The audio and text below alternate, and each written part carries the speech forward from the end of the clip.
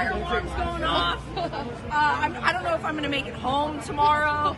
I might be here overnight in Vancouver, maybe for a lot longer in a jail cell. I'm hiding from the cops. But hey, listen to Written on the Canvas. It's a great podcast about wrestling. And maybe they'll talk about how I almost got arrested in Vancouver. 10, 10, 10, 10, 10, 10, 10, 10, 10. So yeah, I guess Shotzi almost got arrested, according to that intro. In this last little bit of time, me and Jackie have had some pretty interesting experiences. I was at Ringside for Montreal when it went to SmackDown. It was your first time too.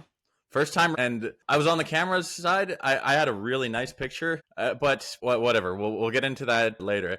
Anyways, welcome to this very special episode of Written on the Canvas 10.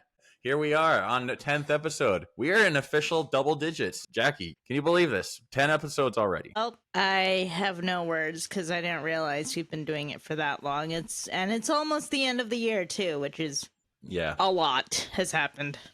I know, right? Not even just with everything around us, but how we've changed in just these 10 episodes of doing this. Like, we were all just like, oh, well, it could be that way, and now we're just we actually have energy to these, and gotta say, it's been a lot of fun so far, and we have confidence. That's important. We have confidence. We have confidence, and and we got some pretty big things heading to the show too. But first, before we get that started, I want to do a quick plug for my new song, L'Inferno. It's a deep, dark, and dangerous style bass track that pays homage to the 1911 movie L'Inferno by the same name. One of my favorite silent movies of all time. And music video on YouTube for it. Be sure to check that out. I'll put the link in the description below. But enough of that. Let's talk wrestling, shall we? So how was front row at SmackDown? Oh my God. I had a great time. I was part of this package where you got free beer and hot dogs.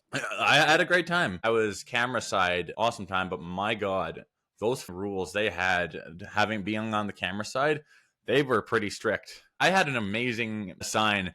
It was Big Fat Meanie, but instead of Miss Puff, it was Solo. It was great. Everyone on Mania Club really enjoyed it when I posted it, but when I got there, I was so excited with my sign. The security was just like, oh, you're not allowed to hold that up while you're sitting here. I was like, but why? Because it'll block the cameras. I can block only imagine. The cameras? It'll block the cameras, apparently. I get it. When you're doing the whole worldwide broadcast, you want it to be as clear as possible. And rules are rules. Yeah. But those two tickets, those were over $1,000 CAD, and they did not indicate any rules about having your sign set there. And you didn't get an email or something? Didn't get an email or anything like that. And oh my God, you can't just stand. They will force you to sit down if it's not the right time.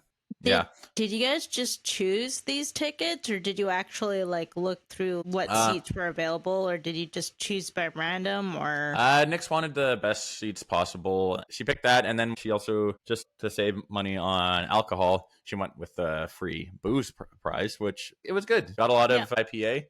And I even sat right behind Sammy's family and these Haroon twins. They actually caught my interaction with Chelsea Green on their short. Oh, that was great. I hate it. I hate it so much.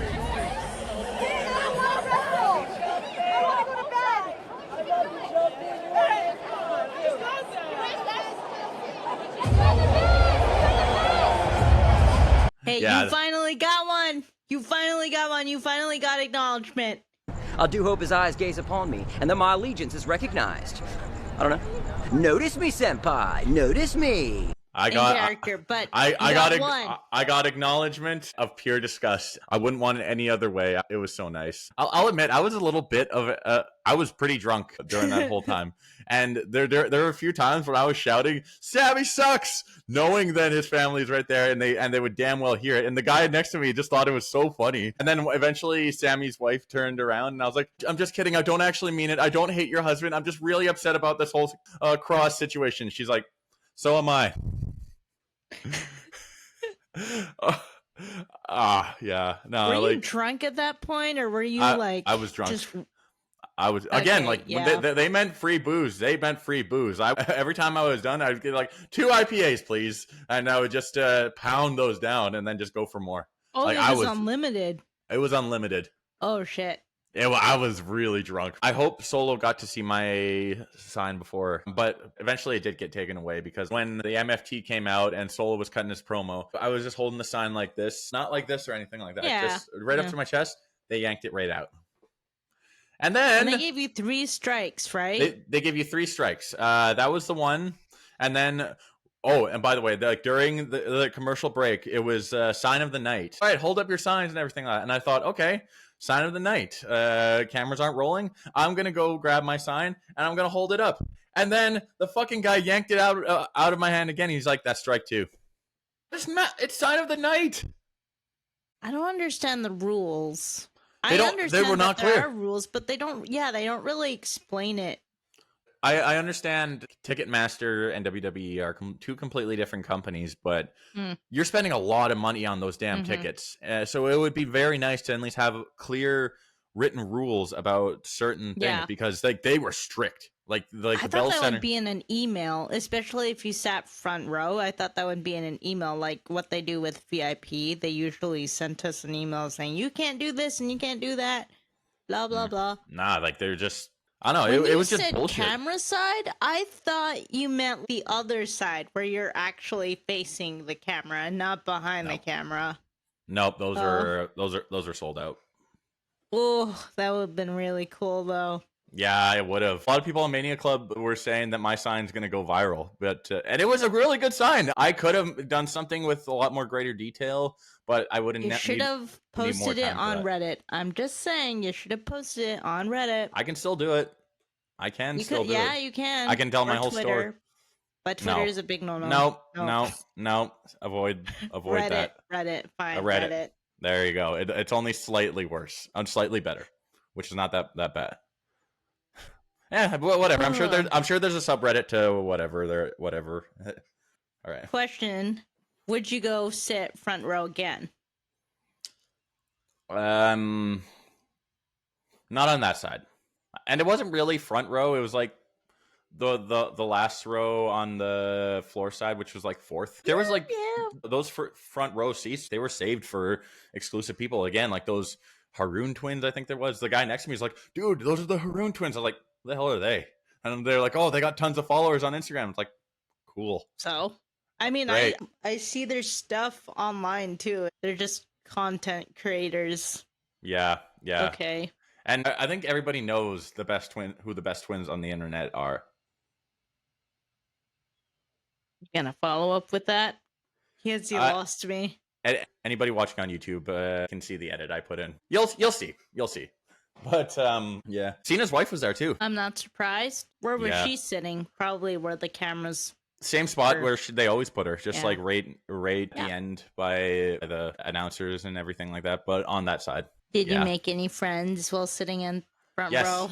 Yes, the guy next to me was such a dope dude. We were just both having a really good time and everything. And eventually, Nix came back and watched the show. And then we had a good time doing that. I believe he was Muslim, though. So I asked if he would like a beer, and he says, like, oh, I don't drink. So, still good. Photo right there. I'll put a thing on his face just in case, because, you never know. Did Nix enjoy herself? Because I know she's not, like, massive fan, but did she enjoy herself? Yeah, she did. She had a really good time. But yeah, it was a great time. I really do wish they were a lot more clear about these rules because I definitely would have made a sign. But whatever, it wasn't a really big deal. Important thing to take away from this is that you finally got to see John Cena, and I got his autograph, but I didn't actually get it from him. The vendor we went to, they were out of shirts, so they were just like, "You have anything from John Cena?" I was like, "Oh, we got this," and it's like a signed John Cena picture, and now I'm framing that in my new place. What, $30, 40? Something like that. I'm gonna frame that in my That's pretty good. New place in Montreal. I'm excited for you.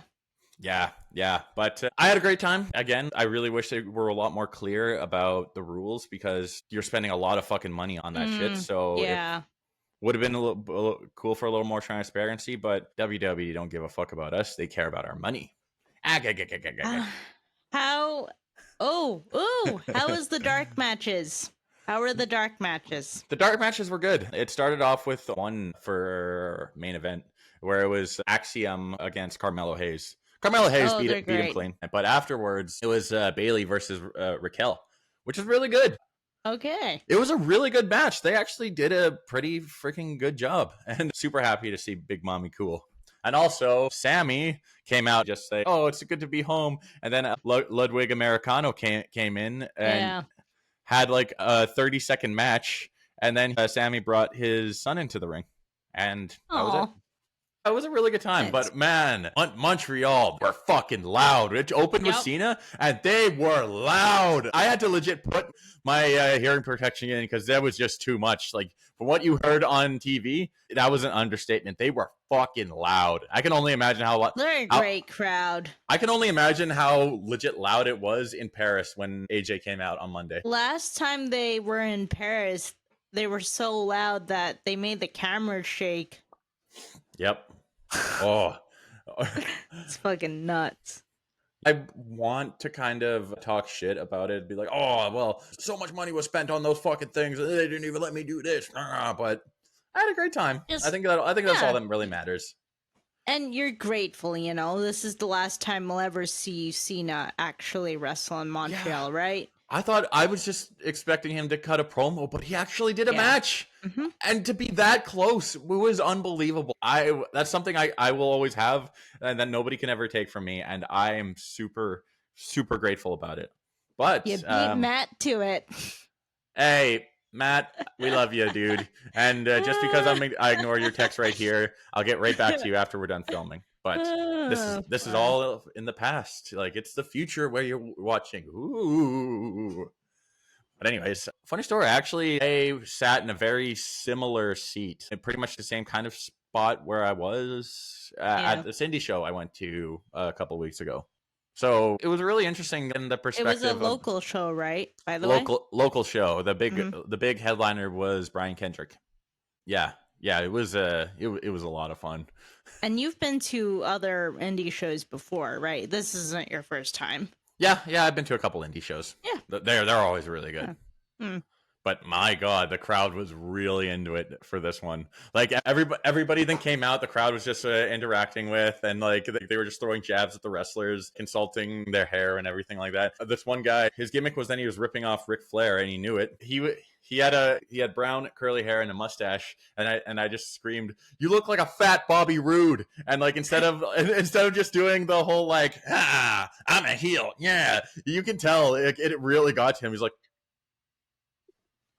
He's just like it was like a wake up call moment. It's like, oh, maybe I got to start working out. Yeah, I know there's also this other guy. He had basically an Andrew Tate gimmick where he was just like, you know, the rich bald guy who thought he was way better than everybody. And I told him he looked like he bought that jacket at Party City and. It looked super cheap. And he was like, that belt looks cheap. It's like, ooh. Yeah, go get him. Yeah, ooh, you sure got me.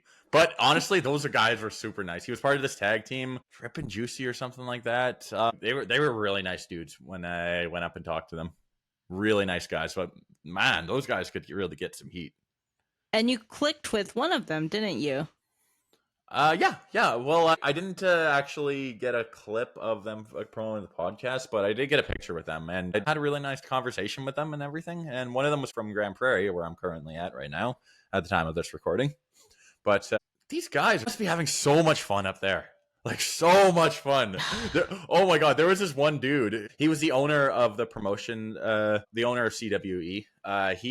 His gimmick was that he is an American. He's a ripoff of Kurt Angle, who he used to be Canadian and now he's American. When he had this super pro America package right before he came out, and when Trump went on there, holy fuck, the place just erupted with boos. And except for the one older gentleman next to me. I mean, it is the prairies.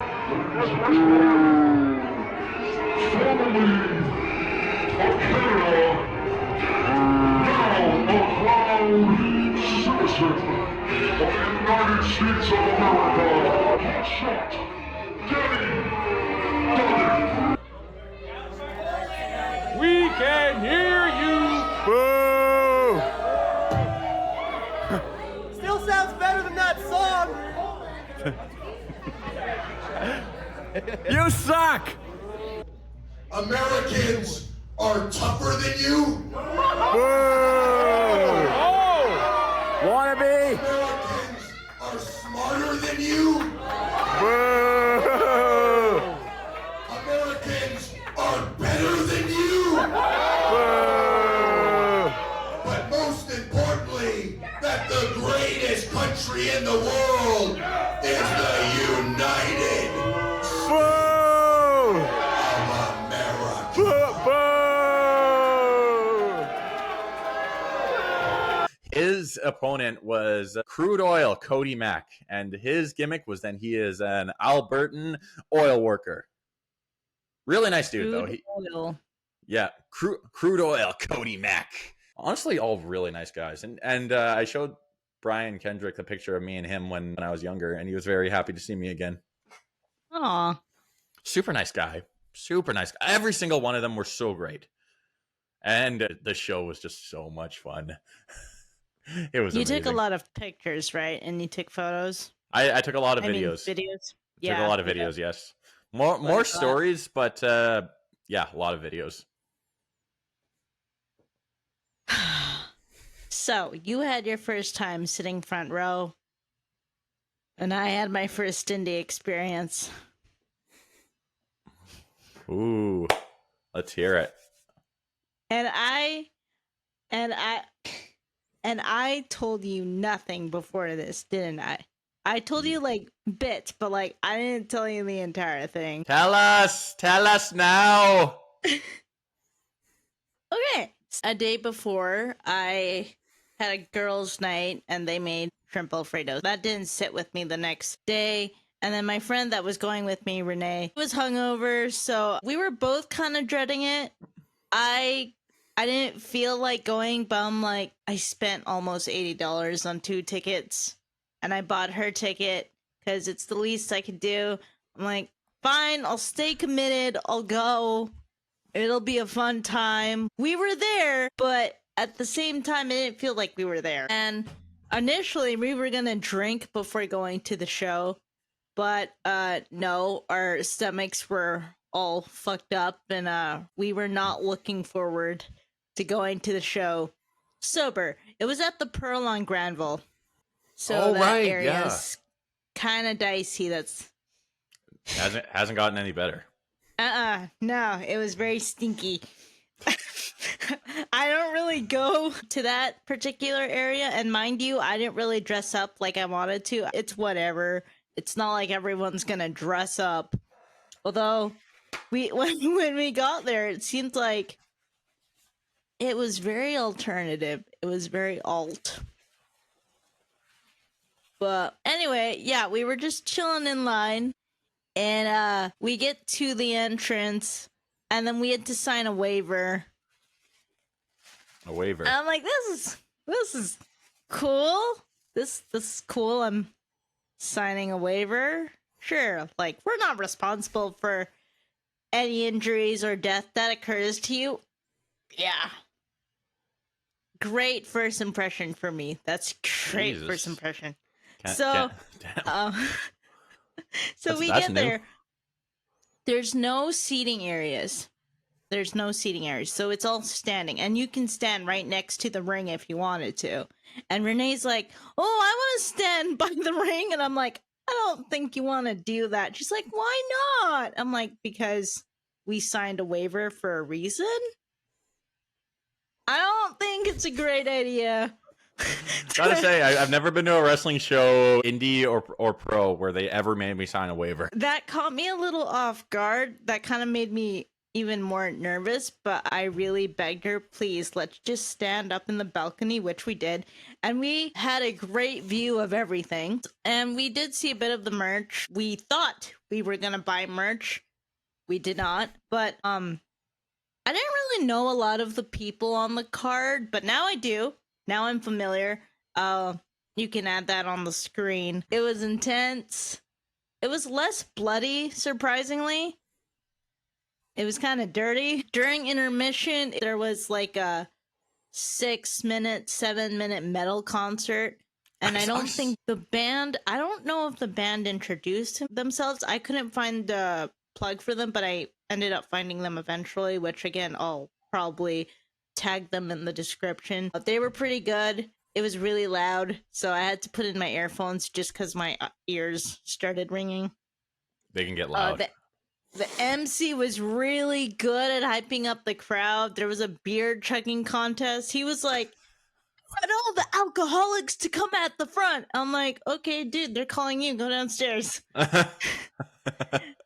And she's like, "I'm gonna throw up." I'm like, "Okay, fine." But yeah, like really big guys and a few women were down there chugging. And, you know, one dude won a free shirt. He was flinging shirts to the crowd and he flung a hat up to the balcony. It was a fun time. There was a guy, I forgot his name, that had a match with Bigfoot. I saw that on your story. Like that was like, I had no idea what was happening, but it was so funny.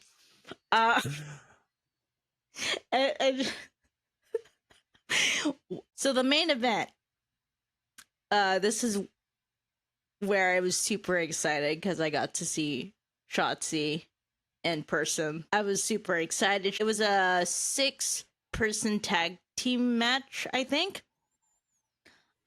She entered the ring with a smoke bomb. And then she, what do you call it? Like, she pulled the tab thing. Oh, like and a then grenade? she just, yeah, a smoke grenade. And she started waving it around. Mind you, ventilation did not work. Everybody smelled like BO, so it built up in the venue. Yeah, it was bad. It was really bad. But I was sweating balls, too. So then, the smoke, it wouldn't just go away, and I started coughing. And I'm just looking at Renee like, is this legal? Is this safe? And I'm just sort of like, and everybody's just singing this song that I am not going to sing here, but I will tell you after what it is. But we were all singing along to their song that they were walking out to, and then the smoke alarm goes off, and I thought that was part of the show. But no, the MC is like, "Fuck, we triggered the smoke alarm." And then a few of the wrestlers were like, "Fuck it, let's take it outside." And I'm like, "Wait, what?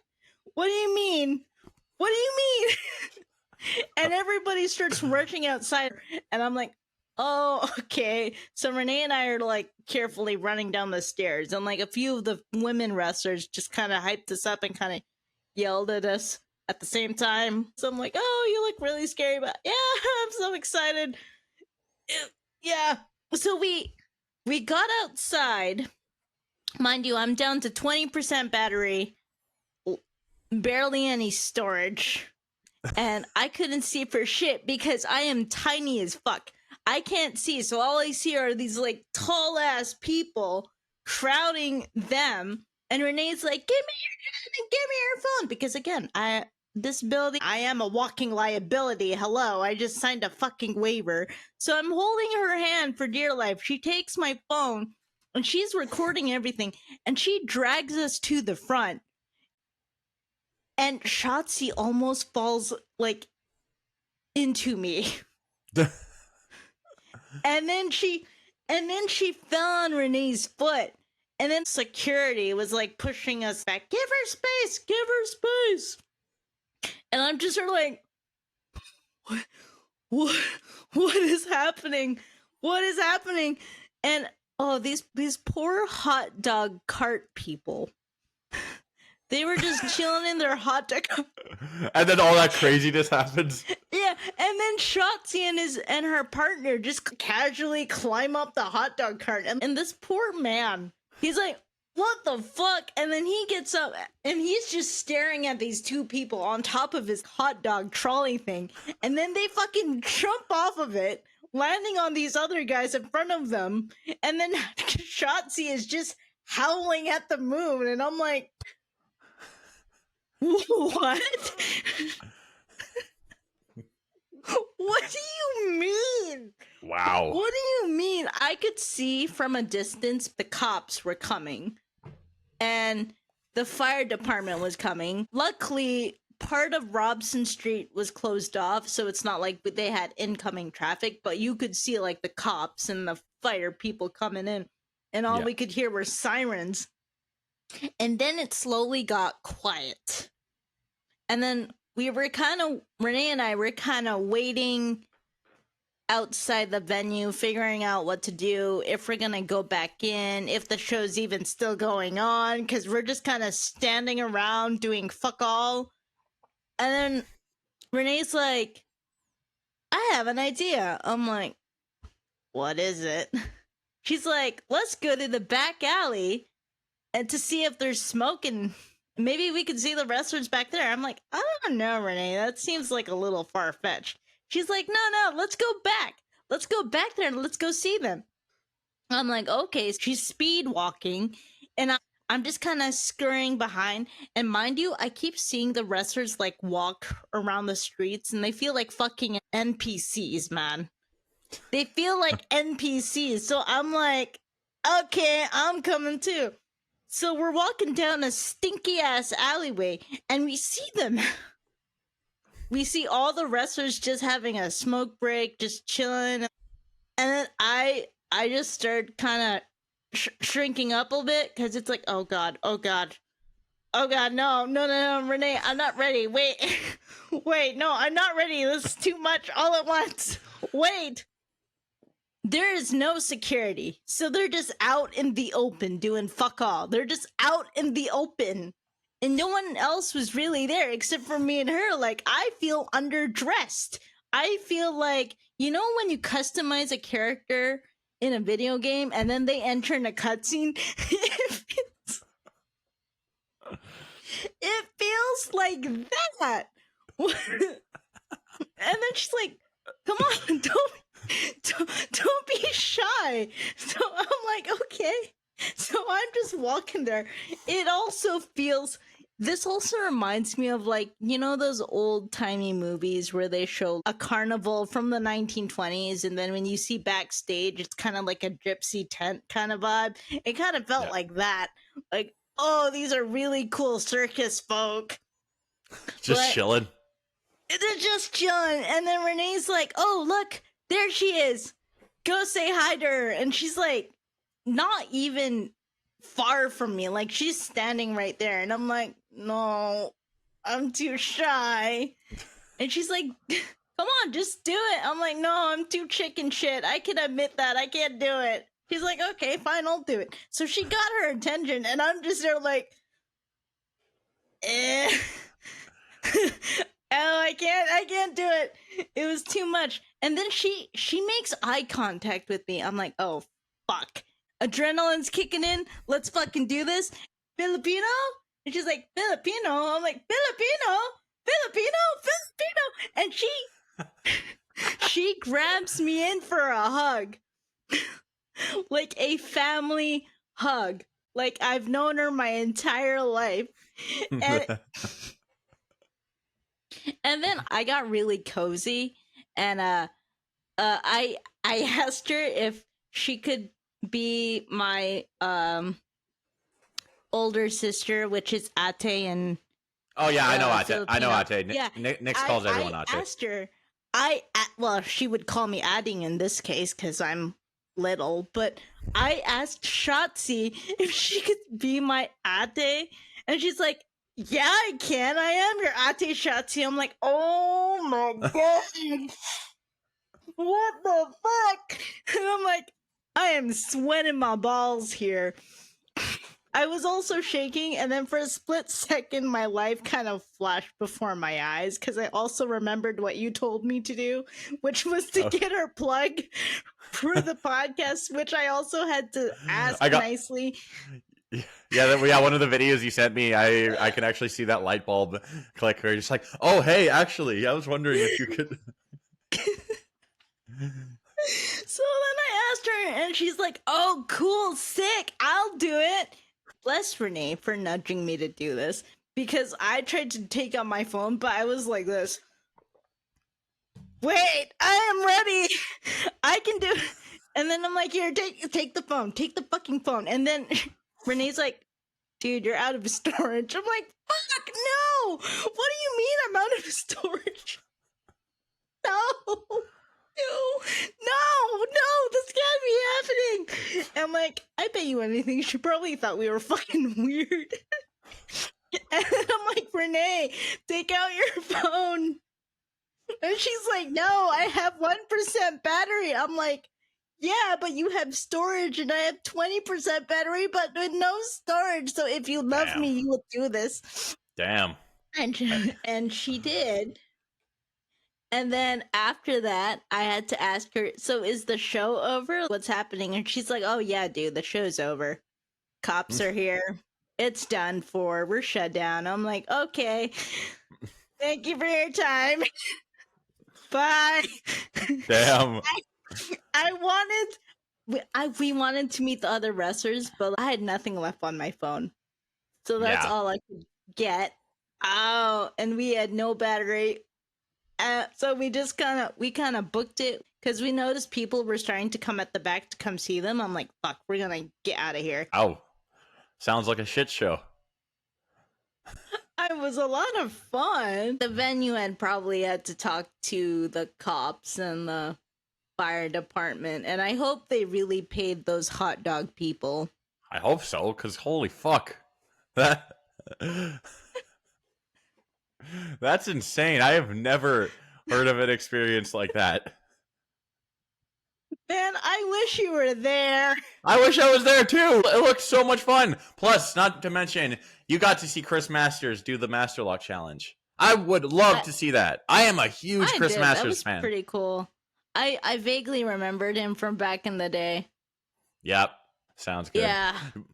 Yeah, I remember your story said the one guy was like, "What you back in the day you faced John Cena and you lost. I hate John Cena. I like you." It's like, dude, chill. Come on. anything to have a storyline, I guess. I think that's just the whole point of indie shows is that there is fun. A gist of a storyline, but yeah, it is for fun. Literally, it's like the circus comes to town. It's a fucking fun time, and I don't mean that as a shot at them. But like, seriously, it's like the fucking circus comes to town. It's fucking nuts, bro. I want to go again. It's just a good time. It's fun times. It's what indie wrestling is. And given this what has happened in the recent times, and now how the world views this kind of stuff now, it's just good to actually be there and have firsthand experience of just how fun it is. Because with what happened recently, shit's gone crazy, and indie wrestling is kind of looked at in a very kind of a negative look at it right now. Oh yeah. So I think it's really important that people can actually support these companies and support these indie shows, because I know a lot of people who are like, oh, I'm not interested in seeing the nobodies. I just want to see the stars. So they'll only watch Monday Night Raw, or they'll watch SmackDown, or or even AEW Dynamite. But if it wasn't for these shows, like those big, we wouldn't have these stars. The big guys wouldn't have it to begin with. No. Most of these guys started off on these kind of shows. It's how they learned to become the character they are. It's how they learned ring psychology. It all starts somewhere. And the show I was at, the crowd was just very into it, and the crowd can really be the biggest difference. How was the crowd for you? The crowd, it went nuts. Gradually up until the street fight, it started going insane. Too much booze. And these poor tourists walking around thinking, what the fuck is happening? And also, people have made Reddit posts about this saying, oh, there was a huge brawl on Granville Street. I wonder what happened. Wrestling happened. That's what happened. Wrestling happened. Wrestling happened, and wrestling has never been more hot than it is right now.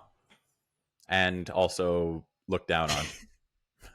Shotzi did say in our thing that she may or may not get arrested. They probably asked her a bunch of questions. I'm assuming. I Probably. I mean, she did stand on a hot dog cart. those poor people. Yeah, she did. And also, now looking back now, I'm just thinking they fell on that dirty ass street. Ew. Knowing what area that is? Ugh. Oh. Let's Ugh.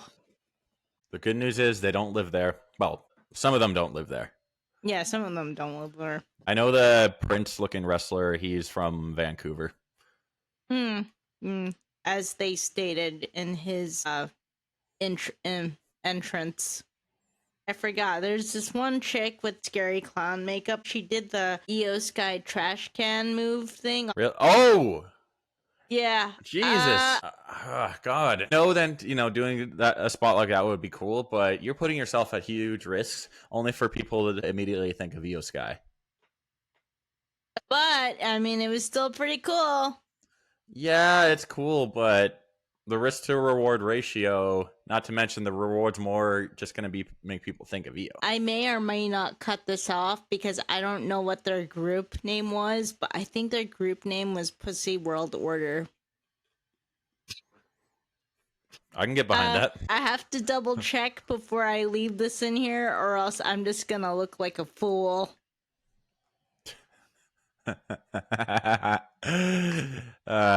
Yeah. Oh, but... Well, anyways, our closing thoughts here, encouraging fans to check out indie shows. What, with your experience, what would you say was one of the best takeaways from this show? Go in with an open mind and go sober. Depending what kind of show it may be, go sober. I know that's a wild take, but try going sober. You're asking a lot from our audience, Jackie. I know, but hey, 98% of the people there were probably drinking a lot. But, I mean, going there sober just felt like a fever dream. So, look, if you admire wrestling, if you admire the business, I highly encourage checking out indie shows besides just watching WWE, AEW, or TNA.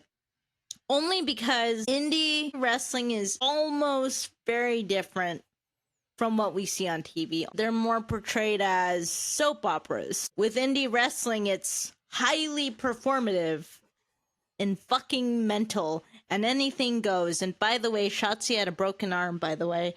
I just realized that now after re-looking at photos, she had a broken arm. So her arm was in a cast. Damn. But anyway, yeah, it's a whole other thing. Indie wrestling is pure fun. I've been to a couple of indie shows where the crowd's not really into it, but I still consider it a very great time. And especially given how the amount of time I was at a huge show like SmackDown versus, the Elk Lodge Hall in Grand Prairie. Both were absolutely amazing. I think both have their places, and I think both are very much essential for any wrestling fan. But somebody who's been on the hard camera side, understand that there are going to be some rules. But anyways, Hold on, wait. I just remembered. Hold on. I forgot to plug the actual event I went to. I just called it an indie show. I fucking forgot. God damn it. All right, what is it? God damn it. It was, I didn't know that was their last stop. Circle 6 tour. Yeah, smells like Circle 6. Smells like Circle 6. Tour. I think, yeah. You know what? I'm just gonna put the poster up there, but it was basically that.